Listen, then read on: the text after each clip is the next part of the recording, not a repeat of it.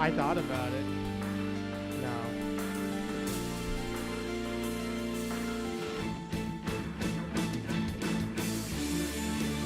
I kind of like it. I don't know if that's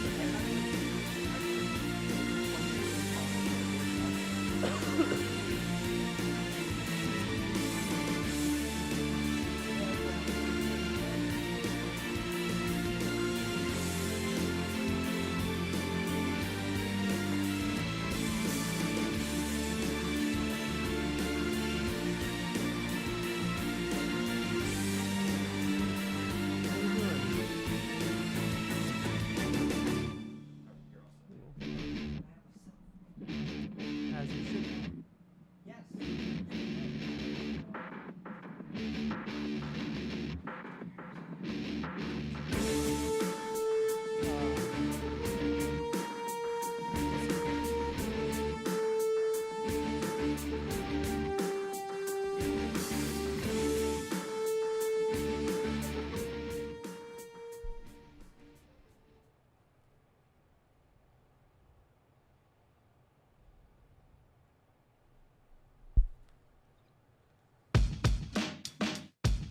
This is the Patriots Catch-22 podcast with Evan Lazar and Alex Barth. I'm Evan Lazar. Evan Lazar. Hello, everybody. Nailed it. Joined as always by our Barth. That's a fit. That's a match. No risk it, no biscuit.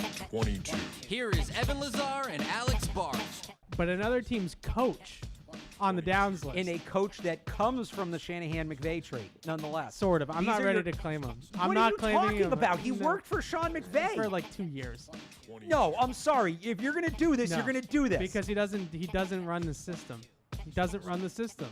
he comes from the tree, Evan. This is one of your guys.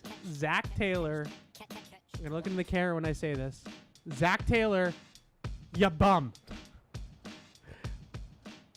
I feel like maybe we got a little bit over our skis with calling the Bengals coach a bum at 1-0. It was No, we were he was. feel- we No, were we feeling didn't. No, we good. do We not. were No, feeling- no, no, no, we no, were no, no, feeling no, good no, no. Hang about on. it. Do not backtrack on that I'm not take. backtracking. Be accountable, Evan. I'm not backtracking. Be accountable. I'm not backtracking. I think people heard our conversation we off the air. we were 100% right about what we said about Zach Taylor. With that being said, coming into this show here today, I have some gripes with the Patriots coaching staff the same way that I did with Zach Taylor, so I just want to be fair. All right. A fair is fair, right? Now, with that being said, you were late, and that's why we're late. And Yes.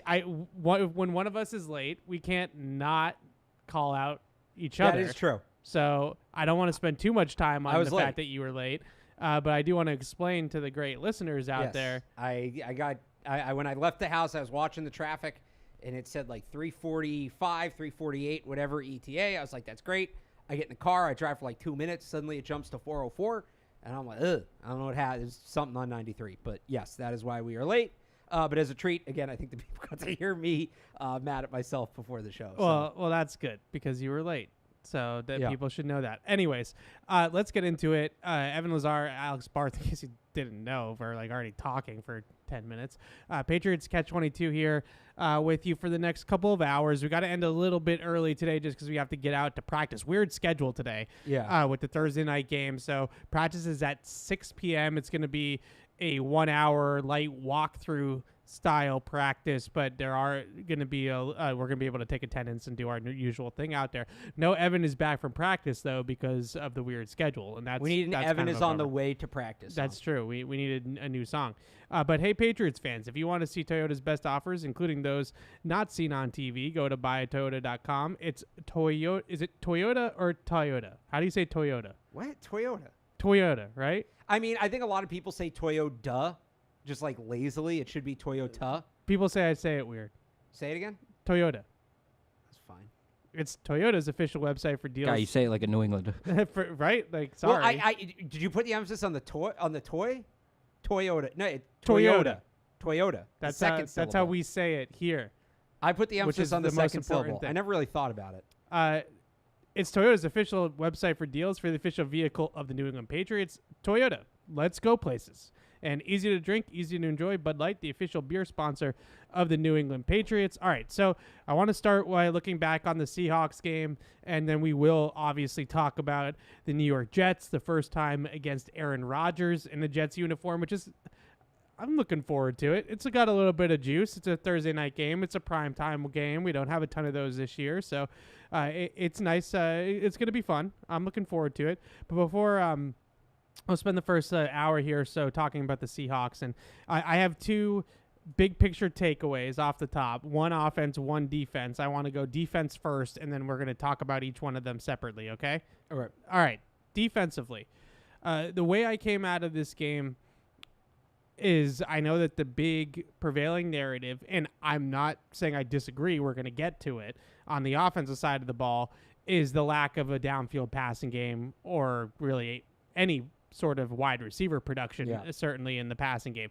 It's a concern. It's an issue that needs to be either addressed, or this team is likely for another top 10 draft pick. Let's just face it. Right. Like if they can't find ways to throw the ball down the field, they're in trouble. Now, with that being said, I came out of watching the film from this game yesterday and dissecting this game on Sunday feeling a little bit more concerned about the defense than the offense, simply because my expectations on the defensive side of the ball were much higher, and this team's success or failure rides a lot more on the defense doing its thing than the offense. The offense, for all intents and purposes, kind of played their game in this game. I know saying that with 150 passing yards is crazy, but I'm surprised you're saying this. This is usually the kind of thing that you hate. It is, but I have to adjust. I have to be malleable. I have to adjust to the fact that this is how they're going to try to win football games right now until probably next offseason and the season after that, when they start to get some weapons in here and some tackle help and Drake May starts playing and all that kind of stuff. They hit a lot of the same notes offensively that they hit in Cincinnati. The defense just gave up 23 points. And as much as I want to sit here and say, well, you should be able to win a game 24-23 in the NFL, the bottom line is that they need their defense to be what carries them in these football games, along with their running game offensively. The running game did its part. Defensively, you just can't win a lot of games the way the Patriots are constructed, giving up 330 passing yards to Geno Smith. Like, that's just not going to really get it done. And watching the film back, I think two things that really were concerning to me. One, in the first half, thought they got really cute. Really cute. We talked about this on the way out, actually, on Sunday after the game, and I watched it back and felt the same way. It just seemed like some of the disguising, some of the rotations, some of the things that they were doing in the back end that we praised them for in week one, they got caught in a lot of those this week. And the two biggest examples to me are, one obvious, the touchdown to Metcalf. So it's 2nd and 5 from about the 46-yard line, and you go zero blitz on 2nd and 5. Not only do you go zero blitz, but it's also some sort of man match coverage that Duggar was explaining after the game. So it's not even just straight man-to-man zero, where at least you just hope that nobody gets beat. It's a mental error that leads to this big play. And lastly, if you watch the play, Kyle Duggar's on the outside because he's got Charbonnet, right? Charbonnet, it's empty, and Charbonnet goes out. So Charbonnet goes split out. Kyle Duggar's on the outside, a safety on the boundary. Christian Gonzalez, an outside corner, is on the inside where the safety should be, right? Like, everybody's flip-flopped on the play. And the one thing that I thought about it was just, you have guys, and this is both instances I'm going to bring up where I felt this way. You have guys playing in weird spots, all to try to disguise what you're doing, right? Like, that's the main reason you want Gonzo to travel inside with Metcalf, so it looks like man-to-man every single time he does that. Then sometimes it might be zone, sometimes it might be man, and that's how you can try to confuse quarterbacks. Felt like in this game, Geno Smith was not confused at all. He was a step ahead. And the last play I'll just bring up, then you can chime in. The 24-yard pass to Jackson Smith and Jigba on 3rd down over the middle of the field. They run a simulated pressure cover 2, Tampa 2 defense where Keon White and Joshua Uche your two best pass rushers are 20 yards down the field in a zone coverage. And they end up on, I think that's the one where they ended up on Metcalf, right? They end up on JSN Right, in the middle of the field. There was another one where they ended up on Metcalf. Yeah, which is also, you know how I feel about the go ahead. I'm all for a good spin the dial. Like I look, that's what the type of things that us nerds like in the film side, like we love to break those types of plays down when they work, right? Like, oh, look at this insane simulated pressure, creeper pressure that the Patriots ran where they dropped their best pass rusher out, and that leads to a free runner for Jabril Peppers on the left-hand side, and he just comes in unblocked and clocks Geno. Like, if it works, it's awesome, right? When it doesn't work, it's not. And just to wrap it up, the point, the way that they're playing defense right now feels to me like it's the no risk it, no biscuit defense. Like we talk about that on offense, where when you're volatile with the deep ball versus, dropping back and getting sacked or whatever 100 times, like the old Bruce Arians Tampa offenses with Jameis Winston. This is that, but on the defensive side of the ball, where this is either going to work like it did in week 1, and it's going to shut down a team doing this, or you're going to give up 330 yards to Geno Smith. And there's like no in between on those two things. So I would say, first off, and I know nobody wants to hear this, but you gotta, to an extent, just tip your cap to Geno Smith. In this game. Yeah, he was good. He was really good. He gets paid too, not just understanding what the Patriots are doing, rotating the coverages, but he was under pressure a ton. Yeah, and he was great under pressure. He was excellent under pressure, taking hits, getting throws off through contact, things like that. He was really good in this game. But I'm with you. I think they got a little too complex for their own good. There's the miscommunication on the big touchdown. I don't need Keion White dropping into coverage. I get it. They don't want to be too predictable. That guy can rush. They did this with Judon. They did it going back to Trey Flowers manning up prime Le'Veon Bell in 2017. It felt so Trey Flowers to me. Yeah, at a really certain did. point, if you're disguising too much, you're hurting yourself. Just let guys do what they're good at. Let Keion White, let Joshua Uche get after the quarterback, spin the dial with the guys on the back end. Clearly, it wasn't working. And yeah, I think they just psyched themselves out, and then it didn't help that Geno Smith had a great game. I will say, in terms of JSN, it felt like to me what their game plan was, big picture, was to kind of force the Seahawks to just nickel and dime their way down the field with JSN and wait for Geno to make a mistake, and then obviously Geno never made a mistake. If they execute that game plan, it might work. That coverage bust, I mean, it's a 3-point game in overtime. You give up a free 7 points on the coverage bust. That changes a lot. Yeah. So I feel like that the plan going in was they were okay with JSN having a big day. You just can't have DK Metcalf have 100-something yards on top of that. Right. The coverage bust is obviously a huge play in the game, and it wasn't the only time they busted the coverage on DK, by the way. The pass breakup, technically, I put it in air quotes, by Jabril Peppers. That would have been another touchdown, 50-yard bomb to DK if the ball had gotten there. Dietrich Wise had pressure on that play that prevented it. So the biggest thing that I look at with the defense is that, one, I'm still not 100% sure what they want their coverage identity to be on defense. If their coverage identity is that we don't have an identity, that's a tightrope that you walk every single week. That no risk it, no biscuit thing that I was just talking about.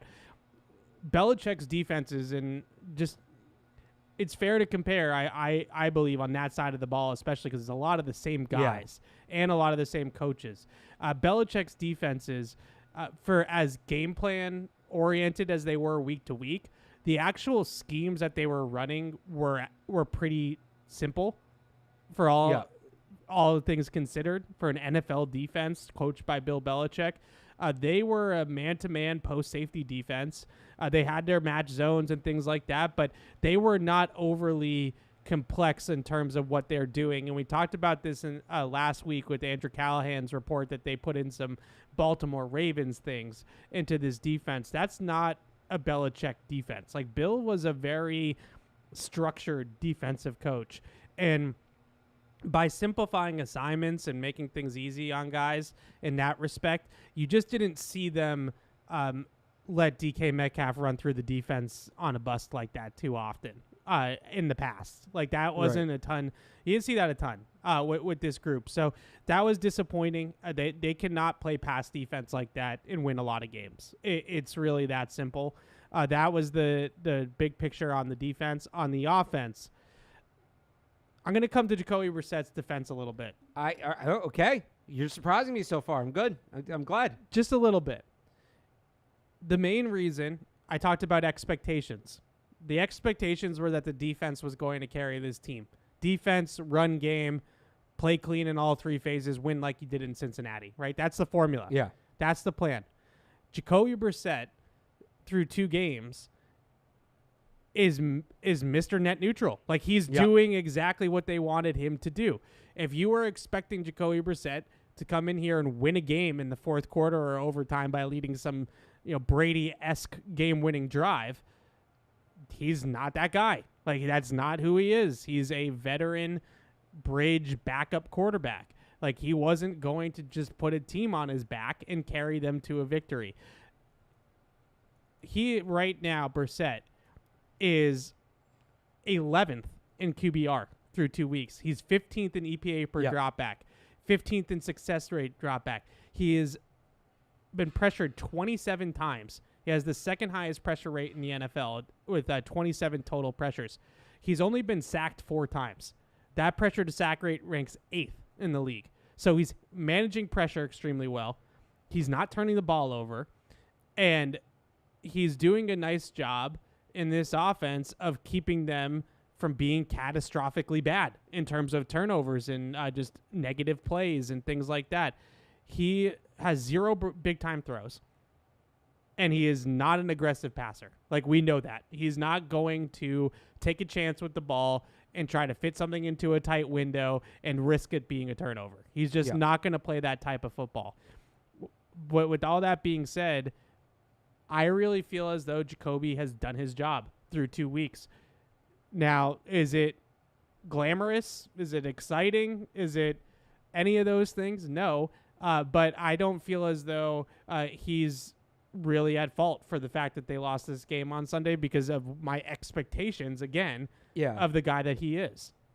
He holds some of the blame, certainly, but you're not, there's a couple people we need to get to, or a couple units we need to get to before we get to Jacoby Brissett. If Jacoby Brissett was their worst player on the field Sunday, playing the way he played, they win that game. They probably win that game comfortably. The offensive line is just, it's a problem. And I don't know if you want to get into this right now. Yeah. I don't have a ton of thoughts on Jacoby Brissett other than I've had some people ask why he's being so tentative, why he's being so cautious. And some people wonder if that's like a trust thing with the receivers. One, I'd say the offensive line isn't giving him that much time to be aggressive. And 2, this is kind of just who he's always been. I don't think there's it's not like he was going out there slinging the ball all over the yard before. Yeah. This is just kind of who he is.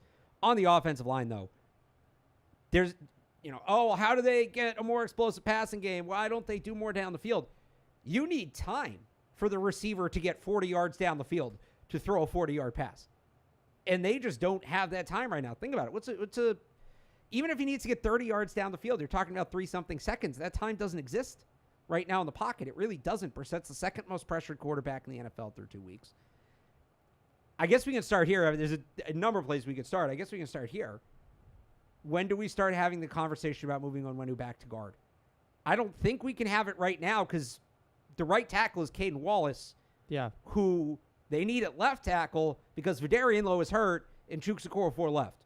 So we can't have that I'm not going to take the victory lap on that one. Yeah. But we can't have that. Like, as I ask you, when do we have this conversation, I will also acknowledge we probably can't have it for a week or two because the guy that would play right tackle has to play left tackle unless there's something going on with DeMontre Jacobs or who's got the practice squad, Caleb Jones, that maybe we're unaware of.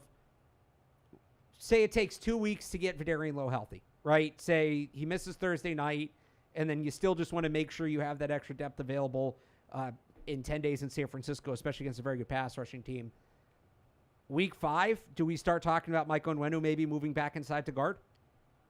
he's miscast at tackle, and I've been saying this forever. Yeah, you take the victory. You've been on this more than anybody. I don't need to take a victory lap on it, but the biggest thing... That's what we do on the show. I know, but the biggest thing to me with Onwenu is just we need to separate the fact that he is their best option at tackle to him being actually best off at tackle. Like, you understand what I'm getting at? Like, the bar is so on the floor with their tackle play over the last couple of years that, yes, Mike Onwenu, a guard playing tackle, is better than some of the backups that they have on the roster playing tackle.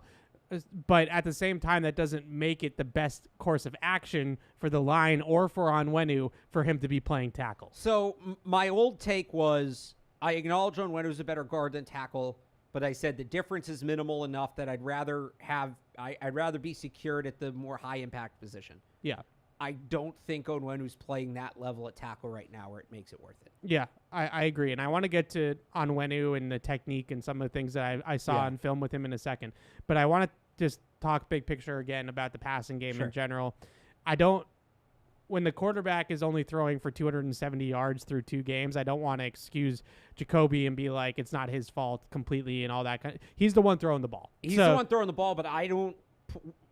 If we're going to rank the issues with pass game, I'd say the offensive line is number 1. I would say Alex Van Pelt is number 2. Yep. Maybe Jacoby's third. I don't know if he's there's a big gap between 2 and 3. Yeah. So I want to put them into buckets. Let's do that. Okay. Ranking them was probably the smarter thing to do. That's what you like to do. You rank your shopping list. Ranking, that's true. And ranking them just for the bit was probably the best option. But let's put them into buckets and kind of rank them at the same time. So offensive line. Yeah. To me is number 1. So right now they're allowing the second highest pressure rate. Everybody's heard that stat by now. Yeah. They're also dead last in pass block win rate. They're 32nd in the league in pass block win rate through 2 weeks. They dropped back to pass 5 times in the fourth quarter and overtime on Sunday. He was pressured on every single one.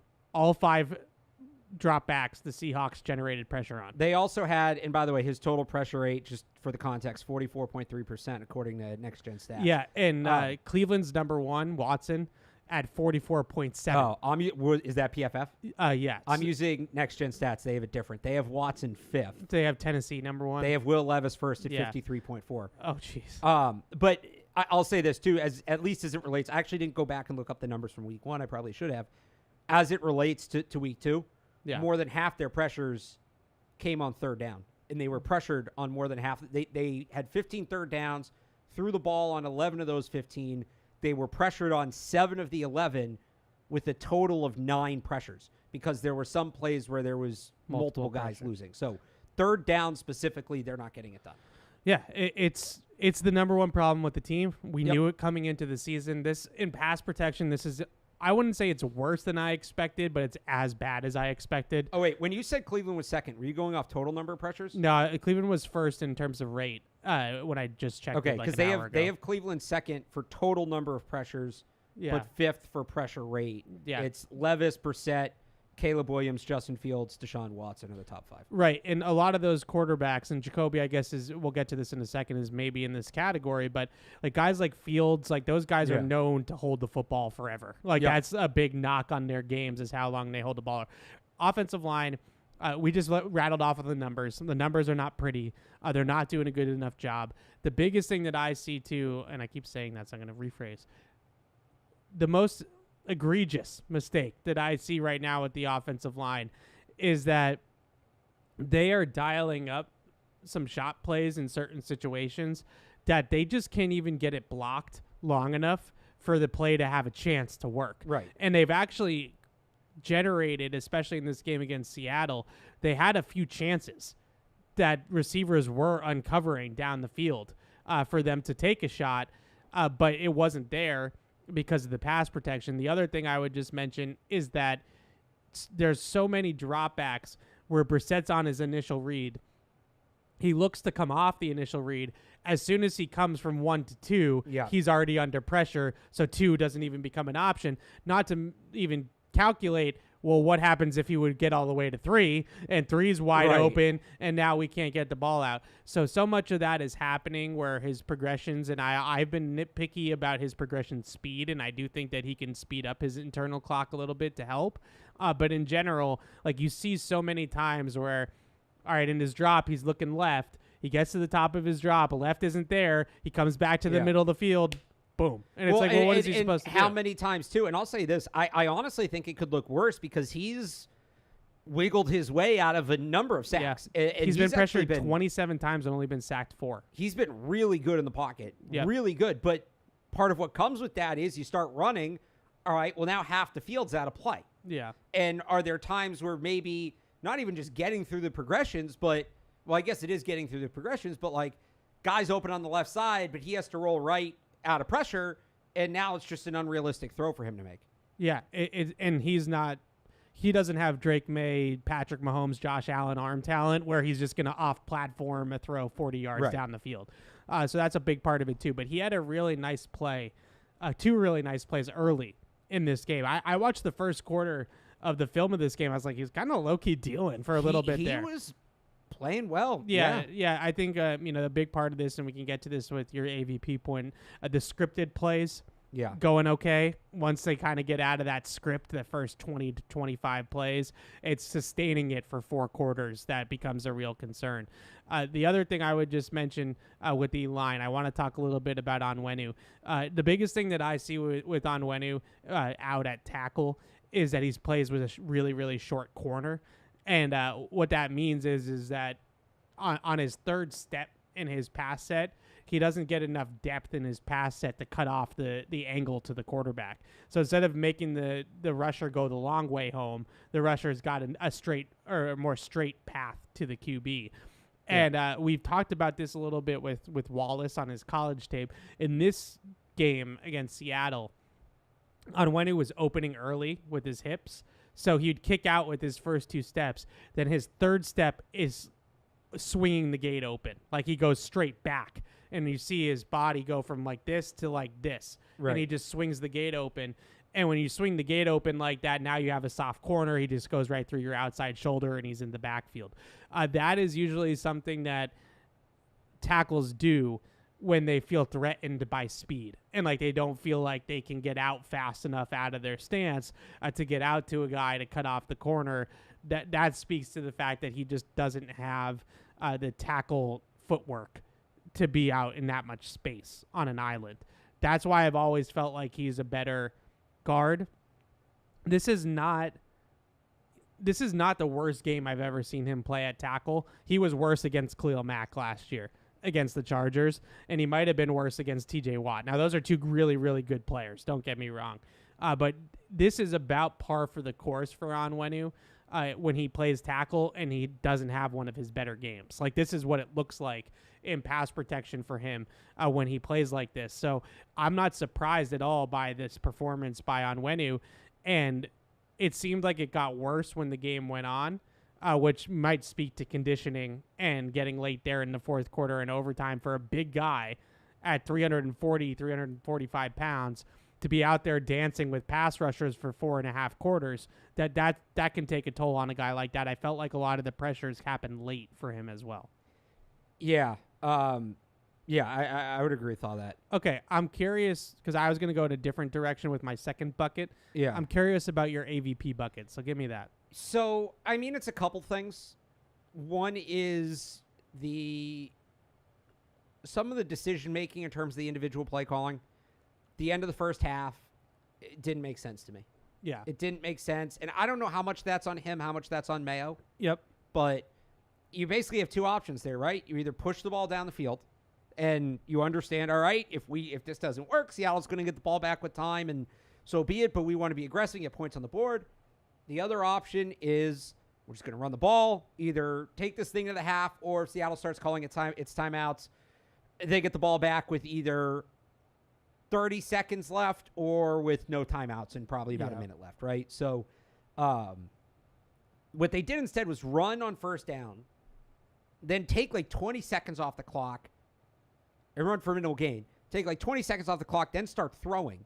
So instead, Seattle now gets the ball back with all 3 timeouts and with time, not to mention the 25-yard punt return, special teams kind of blew it. They're like, you need to be more decisive. Yep. You need to be more decisive in that moment. I didn't like the 3rd and 6 play call on the sack. Traditional drop back there when you haven't been able to block all game. I'm not against throwing the ball overall. It is 3rd and 6, but I just keep waiting for the jet pass or the end around or something for Pop Douglas to get him going. They ran a reverse to Jalen Polk, which went for no yards. Like, where's Pop Douglas on that play, right? I didn't like the call in overtime on the 3rd down. I was okay with them punting it, especially because, Evan, I always say this, I don't care about the math on 4th down. The decision to go for it is only as good as your play call. Going for it just because you think it's the moment to go for it, if you don't believe in your play call, doesn't make sense. They come out with something really unique on 3rd and 1. They try to go off balance line, can't line it up right. Try to go on balance line, can't get 1 yard on a day they were running the ball well. I can't imagine they felt good in that situation, which I'd understand. But also, do we have something better on 3rd and 1 than an unbalanced line on a day we're running for 5.5 yards a carry and Ramondre Stevenson's feeling it? So some stuff like that. And then I actually wanted to ask you this because you would understand this better than me. You talked about the progressions before. Yeah. Who in this offense, who sets the order of the progressions and how are they set? Is it predetermined? Is it predetermined by Brissett? Is it predetermined by Van Pelt? Do reads maybe pre-snap impact the way that's done? Because I feel like Pop Douglas is late in the progressions a lot right now, and they don't have time to get through the progressions.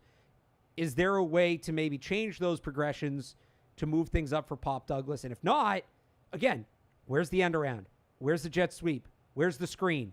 This offense, they're not going to be able to throw the ball down the field a lot. They're just not. They're not going to have the time with this offensive line. So what's the next best thing to create explosive plays?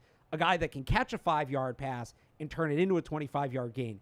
That's Pop Douglas. I'm not saying force him the ball, because when you start forcing the ball to one player, defenses pick up on it and you create turnovers. But there are things you can do within the scheme to maybe emphasize a player's role in the offense, and they're going to need to start doing that for Pop Douglas. And if the progressions are maybe a way to do that, but again, it's kind of more your area of expertise than mine. Yeah, so there's I agree with you that he hasn't been the initial read in the progression. He actually was on the initial side of the progression on the 3rd down sack late in the game. Are you sure? Yeah. Well, Brissett never looked over there. Yeah, no, he's running the out. There's it's like an out and then like a deeper out with KJ Osborne.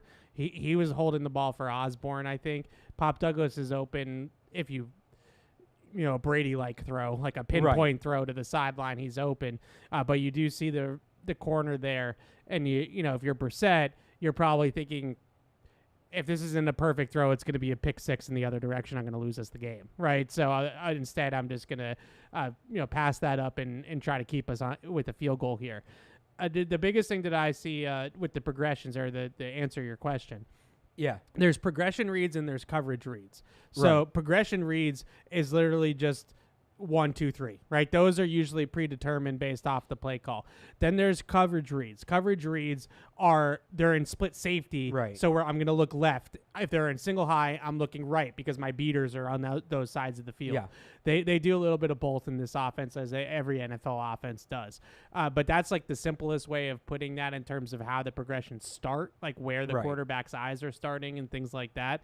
I'm sure there's pre-snap indicators that go even beyond like what I could tell you without knowing exactly what they're telling Well, them. I guess the point is there a way to move Pop Douglas up in the progression? Certainly, but I have some theories on Pop that I want to get to. Okay. But yes, it's as easy as just saying like we're running dagger. Okay. You're now running this route. I kind of felt that, but I didn't know it almost felt too easy to be true. I'll say one other thing on Van Pelt, just kind of as an overarching take before we get to that, because you asked my big take is you're seeing a lot of the stuff that you see with these other. I know it's going to drive you up a wall with these other Shanahan coordinators that just kind of caps the offense. And the reality with Van Pelt is the designs aren't there. Because as much as I knock Kyle Shanahan, Matt LaFleur, right, these guys, Mike McDaniel's his own issue. But, like, they do design. They are great at designing plays. I've always said that. They're elite play designers. To which I would say, then go be an offensive coordinator because you can't do the rest of it. But Just had to get that in there. yes, I don't want to sound like I'm going back on my take, but you are seeing some of the refusal to adapt, some of the clock management, the game management issues, things like that. But you don't have some of the bells and whistles that come with it. And I think Van Pelt did a great job this summer in terms of working with Drake May and Joe Milton on their development mechanically. Yeah. And we'll kind of see where May's at, I'm sure, at some point sooner rather than later, and kind of see how that progression has gone. But I said this before the season. Everybody was criticizing Alex Van Pelt, and I said, well, all we have to go on right now, we can't really go off of play calling because the preseason, it's not the real book. Let's wait and get into the season and see what it looks like. I haven't been blown away by him as a play caller. I think the offense leaves a lot to be desired so far. Okay, that's fair too. I would agree with the sequencing of plays, maybe. Yeah. And Jacoby Brissett. The sequencing's another good thing. Like, it feels like they're just calling individual plays. Yeah. And there's not a ton of, all right, we've hit him with a couple wide zone runs in a row. Let's play action off that and try to get something behind it. I don't know if it's the offensive line that's making him be tentative or what, but yeah. Yeah, I hear you on some of those things. I think the overall design of the run game is really good, and they've gotten better. Like in terms of last week or against Cincinnati, I should say. Yeah. I felt like they were really that was like a high school offense. Like they were running duo right at Cincinnati. It wasn't anything really elaborate or anything. They added some wrinkles into the run game this week, a little bit more motion. They were using like the wide receivers as like wing blockers on duo and kind of inserting those guys up to the second level so that they could kick out the ends and get up to the corners still. That I really liked. Like they were doing some little things like that to get this run game a little bit more difficult to defend. Yeah. And I enjoyed that. I thought the outside zone game was probably the best I've seen the Patriots block outside zone in 3 years of trying to install an outside zone run scheme. That Patricia here certainly never got to this. Like they hit some real outside zone runs where I was like, that looked like a 49ers play. Like that looked like what it's supposed to look like. The 19-yarder to Gibson in this game was an outside zone weak off the tackle that would hit exactly how it should. So that's nice. The usage of certain personnel. You mentioned the end around to Jalen Polk. To me, it's not even pop. Like, where's Tyquan on that play? Like, that's a Xavier worthy end around, right? Like that's like all you're looking for on a play like that is a guy to just hit 22 miles an hour coming through the defense like Xavier Worthy did on that opening game. And they had it worked in terms of like up to getting him the ball. Like the edge was there. The edge was there to be had. Yeah. If that's a faster player, not to pick on Jalen Polk, but if that's a Tyquan Thornton, I was going to say Jalen Rager, a Jalen Rager, a Pop Douglas, like someone like that, then that has a chance. Well, that's kind of what I'm saying. And that's not, that's not Polk's game. That's not why he's here. Yeah. That's not what you drafted him to do. It felt like when the Patriots in 22 started doing that with Jacoby Myers. And it was like, what are we doing? Like, this is the slowest guy on the field. Right. I don't understand what we're doing here. The third down play call in overtime, I actually didn't hate the design of the play. They were running a lot of gap or duo just right at the line against Seattle and against Cincinnati, like to dress it up a little bit and show a little bit of a different look. Like my biggest reason why I really didn't mind it was because Tyquan doesn't really necessarily have a role at the point of attack in that play anyways. So you're only pulling him out of blocking, a corner. It wasn't on the so outside. much that. And I actually like that because if it had worked, they could have built off of it where you fake that handoff to Stevenson, you toss it to Tyquan on like a pitch and he's gone. But one, again, get it lined up. Two, and I don't obviously the penalty notwithstanding. Right. I don't know if some of this was just Seattle getting a really good initial surge, but you have Layden Robinson, Mike Onwenu, Kane Wallace all lined up next to each other on the right side. Those are your three best run blockers. Yeah. Right? Why does Stevenson try to hit the hole at left guard when you have those three on the right side? Now, some of it, I think, might be in credit to the Seattle defensive line. They blew that thing up on the right side. They got the initial push, which you cannot let happen there again if you have those three guys next to each other. But I almost feel like they loaded up on the right to run left as kind of like a disguise. And no, just go strength on strength. that you should have the advantage there. Go strength on strength. Yeah, I hear you on that. I just they probably were trying to catch Seattle sleeping on Taekwon a little bit. Yeah. Like, because if the corner on that side of the field, I think it was Reek Woolen. Yeah. Like, if he crashes down and Jacoby can just pitch that, it's like a touchdown, Yeah. right? Like, he's literally, there's going to be nobody there to keep him from an acre of green grass in front of him. So maybe there was a little bit of element of let's see if they cover it. And to their credit, Right. Seattle's credit, Reek Woolen is 27. I think that's Reek Woolen, right? He did cover it, right? So it was taken away there by the defense. But I overall with Van Pelt, the biggest maybe nitpick that I would have, I hear you, and I allowed you to go on the situational football thing because it was a part of this game, and that's not my thing. I'm glad you covered it. The biggest thing with Van Pelt that I see is that a lot of his shot plays are these longer developing play action plays. Yeah. And that's just the offense. Like, that's just the way that this offense builds in these deeper throws down the field.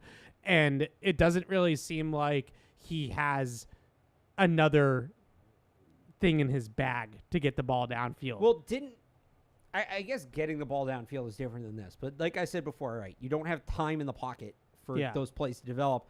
Are there other ways you can set up explosives? And I go to just scheme touch plays. Can you get the ball in the hands of your most explosive playmakers? Didn't he say something this offseason about wanting to be the best screen team in the league? Yeah. Where's that? Well, they've tried to run a handful of screens, and the one to Henry is the only one that's worked. And when you're a team that's limited down the field, we've seen this all the time over the last couple of years. When you're run game, quick game, screen, like that's your offense, these defenses just sit on the screens. Like, they know they're coming. I feel like there are screens you can build off the run. So the one to build them Henry off deep was passes. right. That worked perfectly. Kind of have the counter action with the motion going in one direction. But also a play action bubble screen. Yeah, something like that. Like you can build some screens off run success rather than pass success. Yeah, they've tried a handful of them, and like I said, the only successful one they've had so far is the one to Henry on Sunday. I'm sure they'll keep trying, but I have to bring it up because it just it makes me almost tear up a little bit that they ran leak and they couldn't block it, and they had it. Like, Henry is wide AF open. Right, he's literally naked. There's nobody around him. He's gonna walk in for a touchdown, and they dressed it up with a motion by Pop Douglas, and they have Layden Robinson pulling out to the unblocked edge. Henry kind of gives him a little bit of a chip to hold him up for a second to help Robinson get over there. He releases into the route, and Jacoby is just like running around like a crazy person because there's like three guys in his face. He does get the pass somehow to Henry for an 11-yard completion, but that should have been a walk-in touchdown on my favorite play call in football, but they just didn't have it blocked. Maybe next time when you go into that, just thinking out loud, like, don't have a puller. Yeah. Like, just block it as outside zone, right? Like, just like kind of fake it as outside zone and then have the quarterback roll back to the right. Well, the other thing that happens there, so Layden Robinson doesn't get over in time on the pull. Yeah. And maybe you saw it differently than me. Mike Onwenu ends up 1-on-2 and kind of looks like he's not sure what he's supposed to do and just lets both guys run by him. Yeah, it kind of looked to me like Robinson and maybe a little bit on Onwenu too, but Robinson in particular looked really tentative on the pole, like he didn't know where he was going. Okay. And he's a rookie. It's his second game in the NFL. I'm not trying to pick on the guy necessarily, but that's a pretty simple, like, you have that guy. Like, you're pulling to this guy that we're going to leave for you to come and hit ear hole. Like, that's your guy. Like, it's not necessarily like we're scanning for like, it's not a like dual read or something like that. It's literally just like, this is the scheme. This is your guy. I thought he was a little bit slow to get over there. It just the blocking up front just didn't work. It didn't work on multiple levels. And those are the issues that they're having. Like, you can even have the perfectly timed play call and scheme a guy wide open, which like doesn't happen very often in the NFL. And you can get all these things to go right, but if you just can't block it for more than 2.5, 3 seconds to let the quarterback get the ball off, then it can all go for naught. And this team right now, as we get into the third bucket that I have with the receivers, they don't have the outside receiver talent to just have somebody run by somebody and create a big play. Just throw it up. You have to scheme it up. And in order to scheme it up, you need time. And if you don't have time in the pocket and you don't have the receivers to get open on their own and you can't scheme it up, this is how you don't get the ball down the field. Like, these are all the sort of dominoes that go into play. The receivers in Jacoby, and sort of their fault in all this, I look at it more of like a timing or a trust thing. He doesn't have a whole lot of trust in anybody, it doesn't seem to me, outside of Hunter Henry right now, to throw the ball and just anticipate that the guy is going to be in a spot. And he did it a couple times with Henry into some zone structures, and it was nice, and it was a well executed play a couple times there in the first half. But just in general, there's not a whole lot of trust of like, oh, I'm just going to put this ball up on the high shelf for Austin Hooper in the red zone, and he's just going to go ahead and high point the ball and make a play. Like, that type of stuff just doesn't exist in their offense right now. I mentioned earlier that he's got 0 big-time throws. Big-time throws come when you try to fit the ball down the field in some tight coverage. Like, you don't just get a big-time throw for throwing a wide-open receiver, a touchdown. Like, that's not a big-time throw. So you're going to have to try to throw the ball into some tighter windows or tighter coverage and man coverage situations, and he just doesn't do that a whole lot. I do think that he could be a tick faster through his reads, and that's probably part of it too. You watch Jalen Polk's touchdown. Really good quarterback play. Like, he starts on the left. He's got sticks, like 2 little outs on the left-hand side. Gets to the top of his drop, cancels it out, right back into the middle of the field, bullet. Like, that's how it's got to look in terms of the timing or the pacing of the play from the quarterback's perspective. Sometimes I do see him hold the ball a little bit, and he's got the 3rd highest time to attempt right now in the league. Some of that's because he's running for his life and he's extending plays. But I don't feel as though there's enough rhythm throws to this offense right now where it's like come off the initial, get to the 2nd or 3rd, hit the ball, ball comes out on the first hitch, second hitch. Like, it's all of it is either quick and out, like quick game style, or it's extended play. I'm running for my life trying to make something happen. Yeah. There's no in between of just this is rhythm within our offense, and that's difficult to make plays in the passing game if you have no in-structure rhythm throws. And Next Gen actually tracks those types of plays, quick game, rhythm, extended, and you just look at his numbers on rhythm situations, and it's not pretty. So that's the biggest thing that I would say as the 3rd bucket here.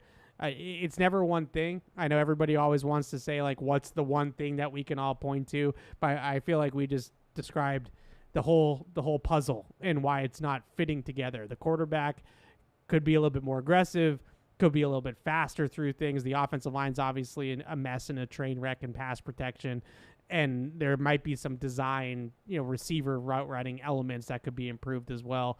Hopefully they can at least improve some of it, right? You can't fix everything. Right.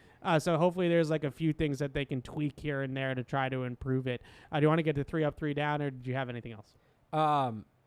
One more thing on that game, and just back to the offensive line. Yeah. And we talk about moving Michael Onwenu inside to guard, potentially down the road. So now you have Layden Robinson, Sidy So at left guard. Yeah, I'd throw Michael Jordan into that competition too. Michael Jordan's quietly been one of their best offensive linemen, and whatever, like, Sidy So's going to come back, Cole Strange is going to come back eventually. Michael Jordan should continue to be allowed to compete for the starting guard job because he's been really good. He, outside of Andrews, who wasn't great on Sunday, but I thought he was fine as well. I would say Michael Jordan might be their most consistent guy. Like, you know exactly what you're getting out of Michael Jordan. He's not a people mover. He's got a little bit of a tardy anchor and pass protection, but on the whole, he is not going to be a liability. Like, he's kind of just a solid, fine veteran guard. I think he's been more than adequate at left guard. Just wanted to throw that in. Yeah. So Wallace playing on Thursday night's big for me. If he can. He's probably not a left tackle. If he is forced into playing left tackle for Darian Lowe on Thursday night, we'll have to adjust for that. But just you can still see if he can block guys, even if he's playing out of position.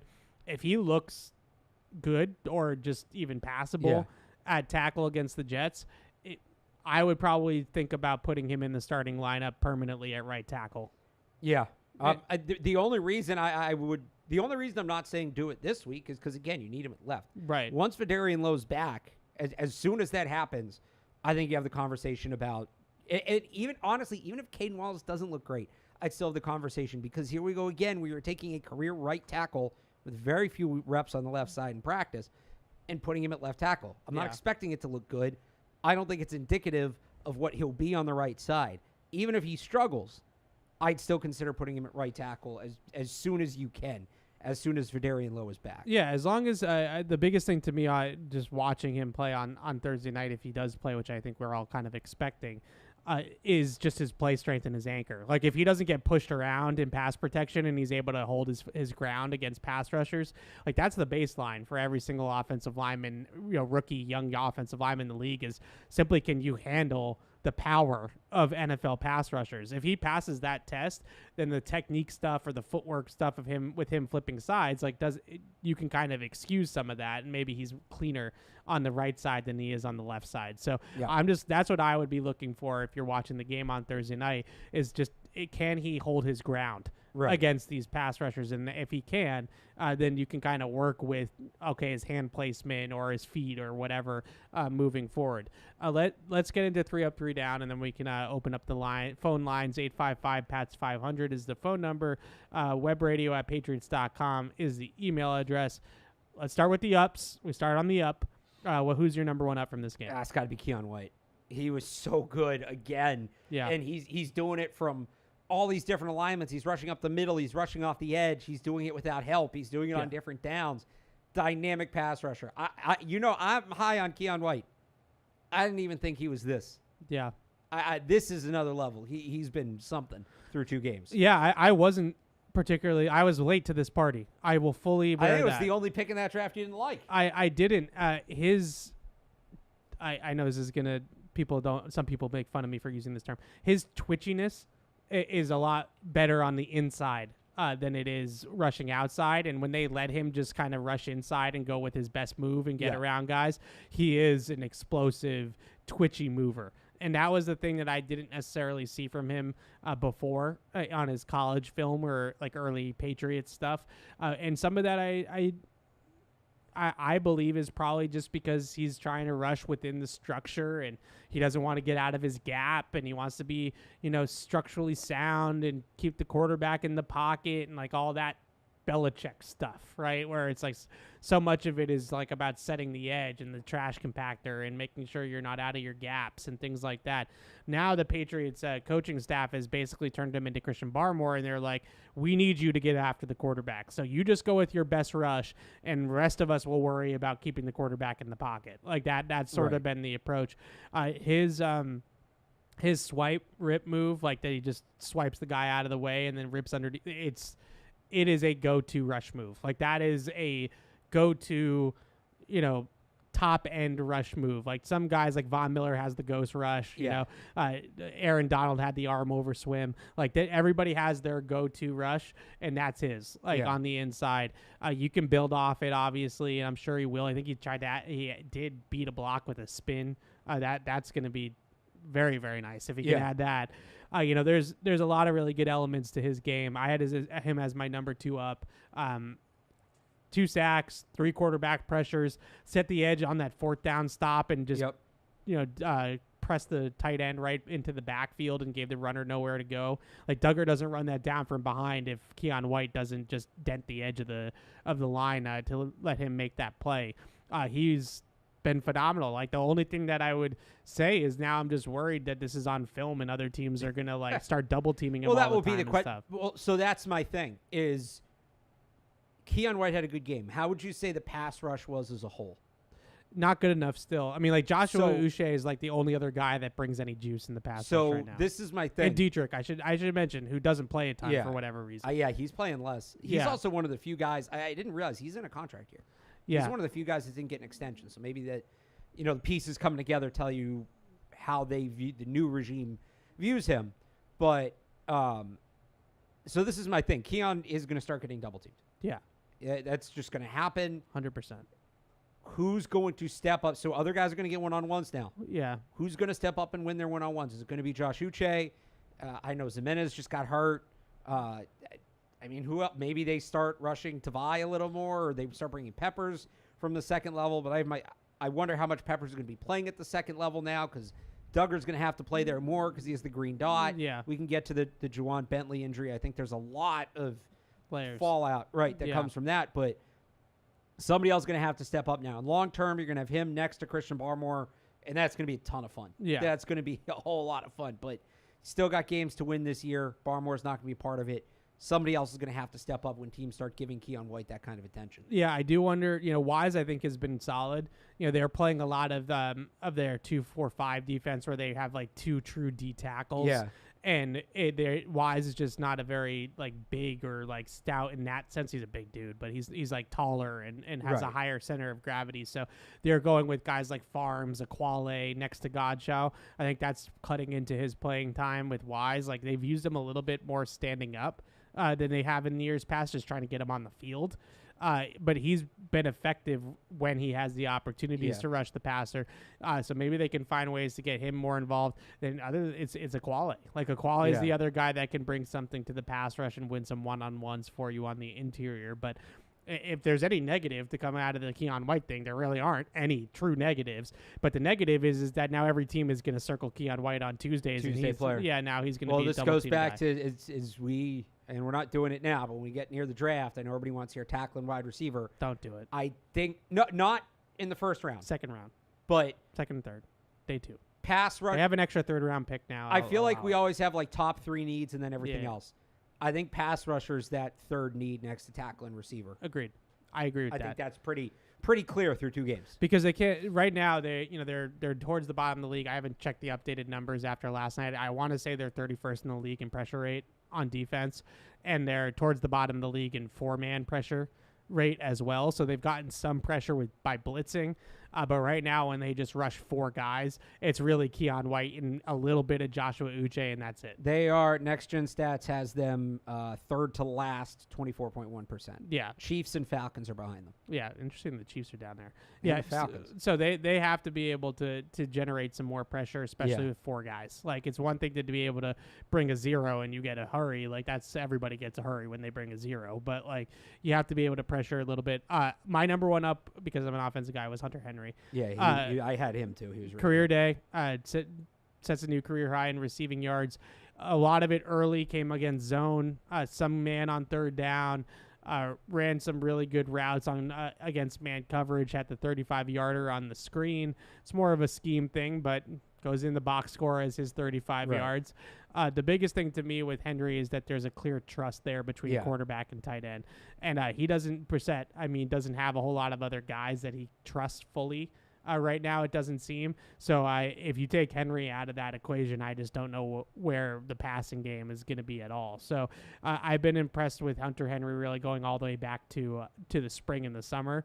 And he's had a nice start to the year, and he was great on Sunday. And I would say in addition to trust, chemistry. What I was really impressed with Henry was Brissett was having to run around and break the pocket, and the play was breaking down, and he just did a very good job of quickly recognizing that was happening, breaking off his route, and getting himself to a spot where Jacoby Brissett had an outlet, so he wasn't just running away to throw the ball away, but was scrambling to actually make a play happen. You need somebody on the other side to be able to open themselves up to get the ball. That was what stood out to me, and I had a Hunter Henry on there too, but his ability to react when the play was breaking down, and that's something that will translate once Drake May gets in as well. They're going to need guys that can improvise. There's a certain part of this offense that just needs to be improvisational, and it's not going to be schemed, and it's going to be up to the players on the field making snap decisions. Hunter Henry was really good in that regard in this game. Yeah, it's a good point. I actually think he did it a little bit with Mac, even though Mac didn't have a ton of improv skill. Yeah. Like there was even flashes of it with a quarterback like Mac, some more athletic quarterbacks. You can certainly see that more with him. I thought Brissett's maybe his best play of this game. They set up like a post wheel to Jalen Polk and Tariq Woolen. It was really similar to the interception Bo Nix threw in week 1 against this Seattle defense, where Tariq Woolen was like carrying the post, but he was baiting. Yeah. He was baiting Brissett to make the throw. And as a veteran savvy, Brissett pulled it down.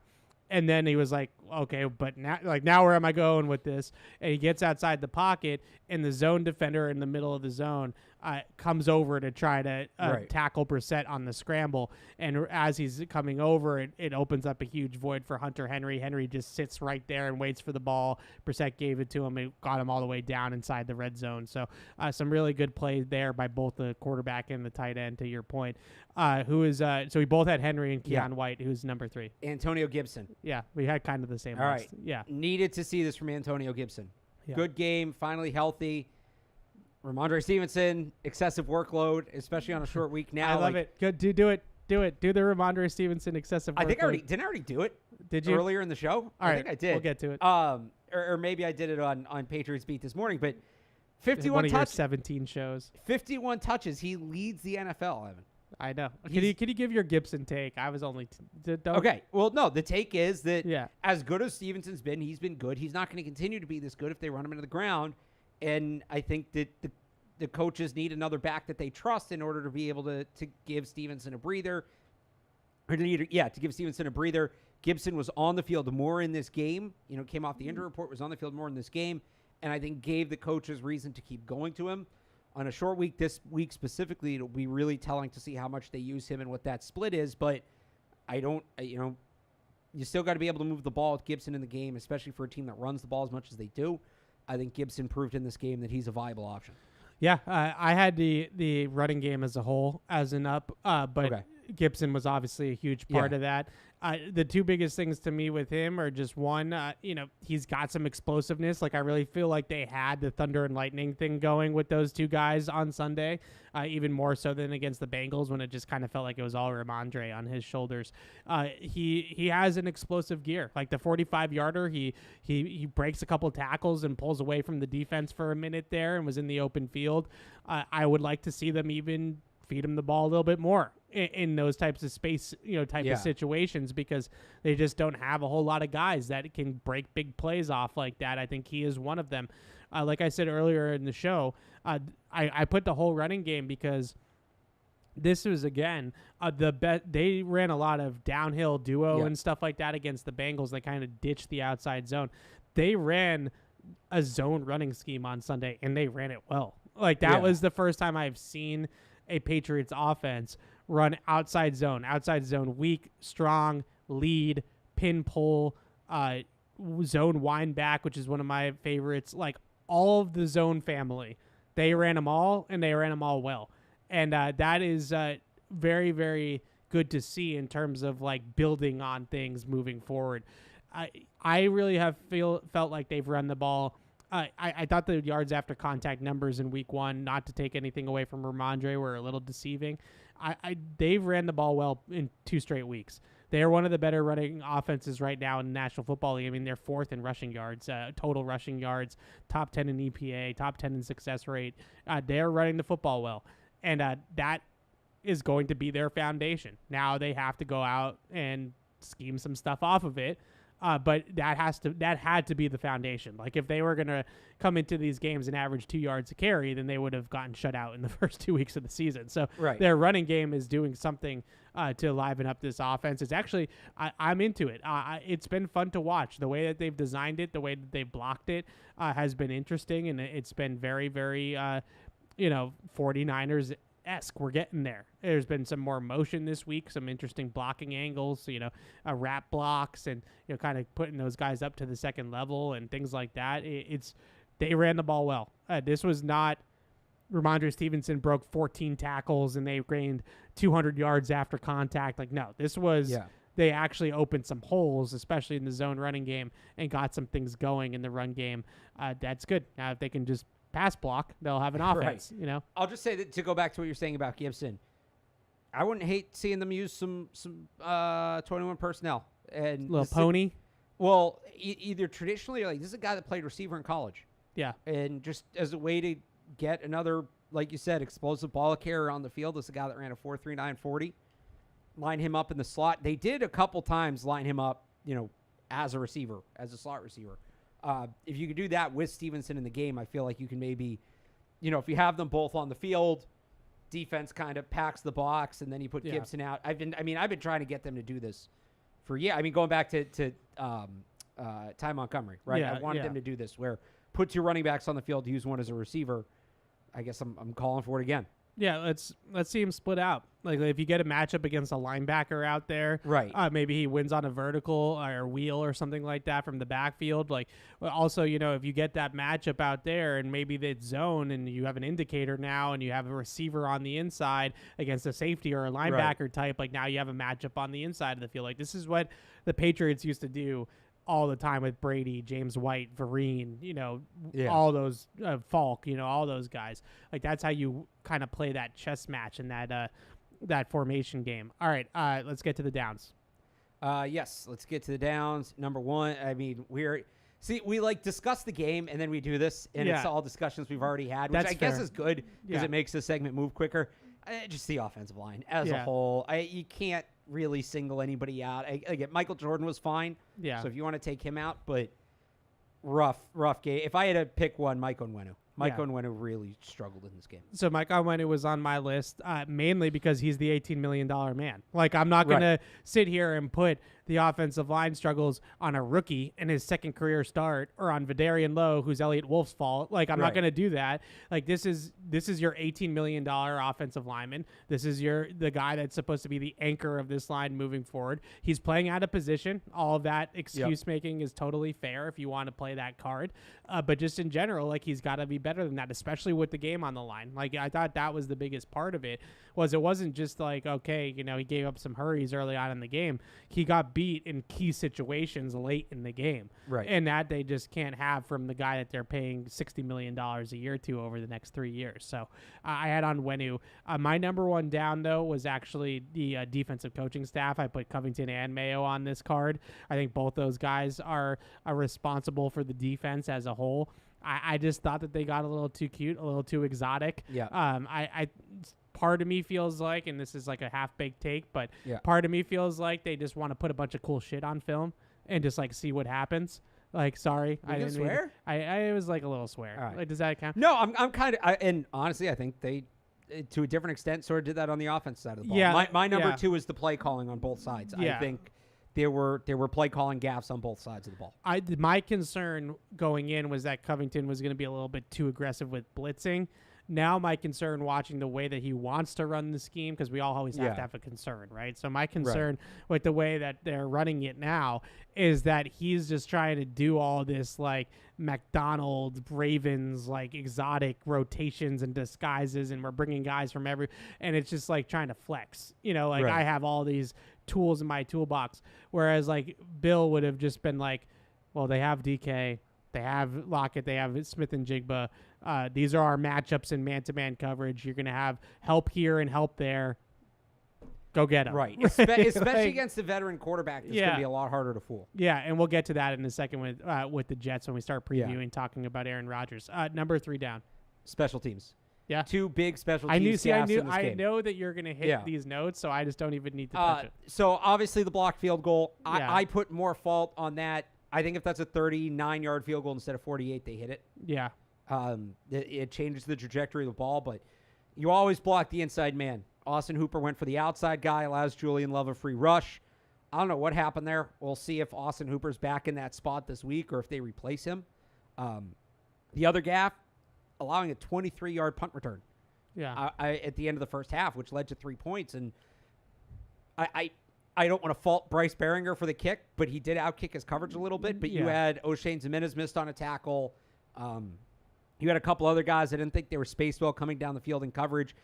Behringer's going to kick it a long way. You got to adapt and adjust your coverage to compensate for that. So whatever it is, you shouldn't be allowing a 23-yard punt return, especially not in that spot. Yeah, it's both fair gripes. Like when your margins are as thin as theirs are, you can't be missing field goals and giving up big punt returns. This is how they lost games last year too. You know, Chad Ryland missing field goals and them having gaffes on special teams. Like when you're winning, when you have to win on the margins and you have a very, very narrow path to victory, you can't be one of those teams that's having those things happen. Like I let you talk about special teams and game management. That's like your side of the street. Yeah. But when you're talking about these narrow paths to victory with this football team, like these are all fair gripes. Like the details need to be buttoned up like they were in Cincinnati. Like that's the way that I view it, at least. All right. So you gave your 3, right? It was my third. Yeah, that was my 3. Okay. My last one, just to go back to the defensive side of the ball. Then I have one like last week, a fourth one here in a second. Just Kyle Duggar and Christian Gonzalez just together. I don't know who to blame. I'm not going to point fingers. I don't know the call. I don't know the scheme. They didn't give us a ton after the game, but you just can't let DK Metcalf run by you for a 56-yard touchdown. Right. If he mosses you, that's fine. That happens. He's a really good player. It is what it is. Like the assignment breakdowns and the mental lapses, I can't have it. Like this team cannot afford to give up explosive touchdowns like that. And that goes to my point where, like, did that happen because the play calling was too complex?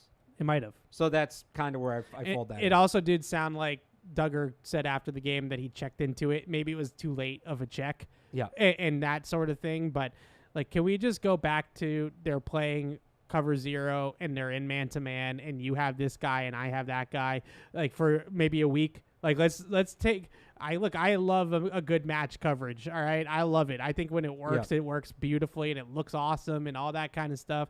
But clearly they have some issues with those coverages of, like, carrying verticals and who's who guys who and things like that. You can't have both guys jump the route underneath and then have the best player on the field for the opponent just wide open. Like, at least make it have it. Just can't have harder. it. Plain and simple. Yeah. Fourth and final thing here on my downs list: take them to the hill. They had an opportunity to take them to the hill. They got taken to the hill. They had an opportunity. It was first and down from the 25-yard line. Yeah. 21. Take them to the hill. Like, what happened? Run the damn ball. What did I say last week? The Seahawks are mentally tougher than the Bengals. They were not going to tap out the way the Bengals did. Yeah. You saw that. If you're Gerard Mayo, because it's our job to an extent to come on here and talk about all the big picture of, like, they don't have the personnel to do this. They don't have the all that kind of stuff. But if you're Gerard Mayo, what's got to keep you up at night after that game against Seattle is that you had 1st and 10 from the 21-yard line with about 4 or 5 minutes to go. You're the take them to the hill mantra, and you couldn't get points there. Like, if you get points there, the game's probably over, and you probably win the football game. Even if you get a field goal out of that drive, I don't know if they're scoring a touchdown against your defense. Like, a field goal is one thing, right. A touchdown, I don't know. So those are our ups and downs. Let's take some of these calls. If people have been waiting, and then we'll talk a little Jets before we wrap things up here. Patty, if you're still there, you are in Agawam, and you are on the line. What's up, Patty? What's up, guys? How you doing? How you doing? Sorry to keep you on hold for so long. We had a lot to talk about. Hey, come on. You say that every week, and every week I tell you I don't care. It doesn't matter to me. So I wanted to bring up a couple things to you guys. The first thing, I watched a little bit of the Jets game this past weekend, and I'll tell you who really impressed me was Braylon Allen.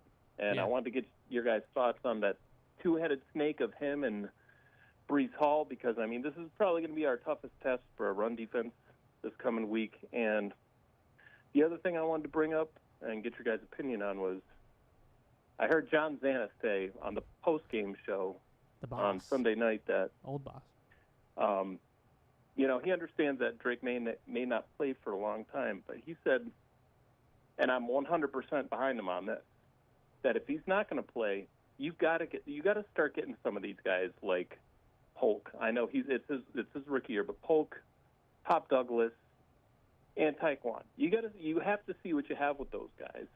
And I just wanted to get your guys' thoughts on that, and I'll take it off air. And Evan, never apologize for keeping me on hold, buddy. Okay, thanks, Patty. Thanks for the call. I appreciate it. The first point, sorry, he just said a lot of things. Braylon Allen. Braylon Allen. Really good running back. Yeah, we definitely could pull the archives of us talking about Braylon Allen during the draft. Wisconsin running back, 6'1", 235, like the exact bowling ball that you would picture a Patriots back of old, a LeGarrette Blount, if you will, type of running back, explosive, downhill, sturdy runner, like just run through what's face, right, type of guy.